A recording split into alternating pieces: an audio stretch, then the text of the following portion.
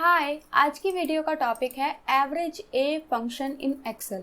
Average को हम last video में समझ चुके हैं। अब ये एवरेज ए क्या है, चलिए समझते हैं।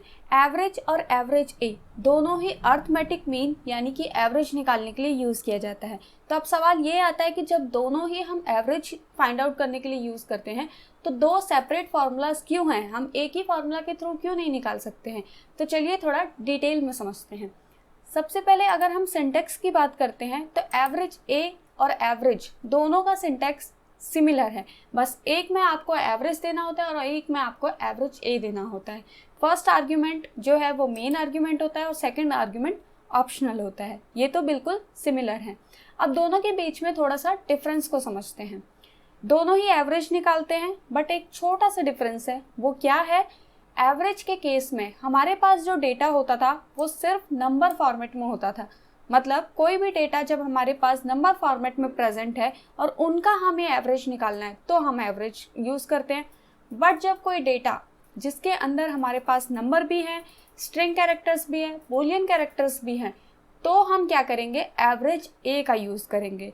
तो उससे पहले हम समझ लेते हैं कि स्ट्रिंग कैरेक्टर्स और बूलियन कैरेक्टर्स क्या होते हैं।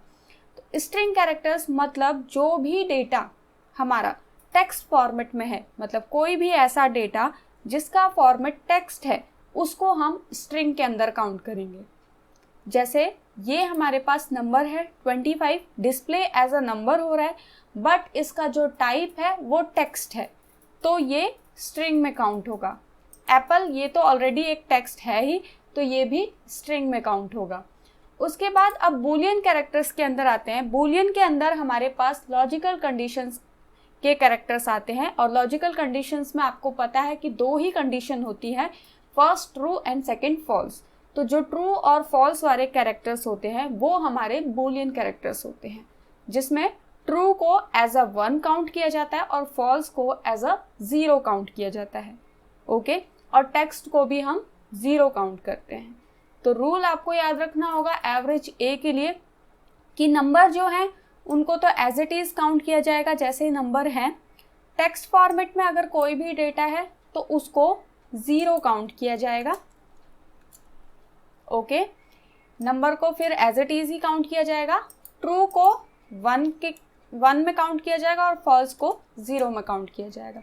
मतलब अब हमारे पास जो न्यू डेटा आ जाएगा वो कैसे होगा? ये तो नंबर सेम होंगे, ये दो नंबर भी सेम होंगे, बाकी जो टेक्स्ट है वो कन्वर्ट हो जाएगा 0 में और जो ट्रू है वो कन्वर्ट हो जाएगा 1 में और जो फॉल्स है वो कन्वर्ट हो जाएगा 0 में। मतलब एवरेज ए के थ्रू जब हमारे पास डेटा आएगा तो वो इसका एवरेज होके आएगा, बट हम सिलेक्ट करेंगे इसको, वो ऑटोमेटिक कन्वर्ट कर लेगा इस फॉर्म में। चलिए करके देखते हैं एवरेज ए। तो हम ये वाली रेंज दे देते हैं, ब्रैकेट क्लोज करते हैं और एंटर करते हैं 32.7। अब अगर हम इस वाले डेटा का एवरेज निकालते हैं तो वो बिल्कुल सेम होगा इसके। एवरेज हम उस डेटा पे अप्लाई करेंगे जिस डेटा में हमारे पास सिर्फ नंबर्स अवेलेबल होंगे, कोई भी अनदर डेटा अवेलेबल नहीं होगा। और एवरेज ए हम उस डेटा पे अप्लाई करेंगे जहाँ पर हमारे पास नंबर के अलावा भी और भी डेटा फॉर्मेट अवेलेबल होंगे। ओके, आई होप आपको दोनों के बीच में अब डिफरेंसेस समझ में आ गया होगा। एक और एग्जांपल देखते हैं जिसमें हमारे पास सारा डेटा प्रेजेंट है बट एक सेल ब्लैंक है। तो एवरेज ए क्या करेगा? इस ब्लैंक सेल को कंसिडर करेगा या इग्नोर करेगा? तो चलिए उसको देखते हैं। एवरेज ए लिखते हैं और इस वाले डेटा का रेंज दे देते हैं, ब्रैकेट करते हैं क्लोज। ओके, तो इस केस में क्या हुआ है, इसने इस वाले सेल को इग्नोर किया है। इग्नोर करने के बाद इस वाले डेटा का एवरेज हमें निकाल के यहाँ पे दे दिया है। ओके, अब आते हैं एक और एग्जांपल पर जहाँ पर हमने ब्लैंक की जगह क्या किया है? 0 लिया है। हमें नहीं पता सेल क्या है तो हमने उसे 0 दे दिया। तो इस केस में एवरेज ये क्या करेगा?